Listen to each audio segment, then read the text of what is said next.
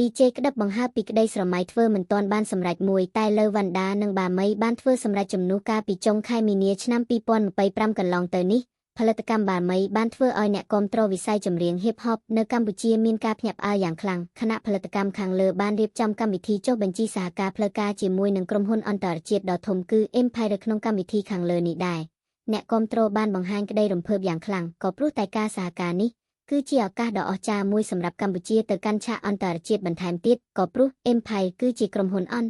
តរជាតិដ៏ធំដែលធ្លាប់បានធ្វើការជាមួយនឹងកំពូលតារាចម្រៀងល្បីទូទាំងពិភពលោករួមមាន Justin Bieber, G-Dragon, Kendrick Lamar, Snoop Dogg, Cardi B,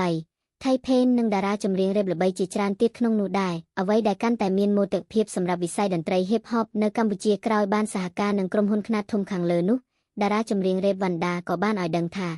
Empire គឺជាក្រុមហ៊ុនលំដាប់និងមានកំពូលតារាចម្រៀងរ៉េបជាច្រើនរួមការងារជាមួយដូច្នេះថ្ងៃខាងមុខលោកនឹងសហការជាមួយនឹងសិល្បករល្បីផ្សេងទៀតដោយឡែកងាកមកកាន់តារាចម្រៀងរ៉េបអេព្រាមច្បង DJ ក្តឹបក្រោយពីបានឃើញការសហការរវាងផលិតកម្មរបស់ប្រទេសកម្ពុជានិងក្រុមហ៊ុនអន្តរជាតិលើវិស័យចម្រៀង Hip Hop ហើយនោះលោកក៏បានបង្ហោះសារបង្ហាញអារម្មណ៍ថានេះជាក្តីស្រមៃដែលលោកធ្លាប់ចង់ធ្វើតែធ្វើមិនបានសារនោះ DJ ក្តឹបរៀបរាប់ថា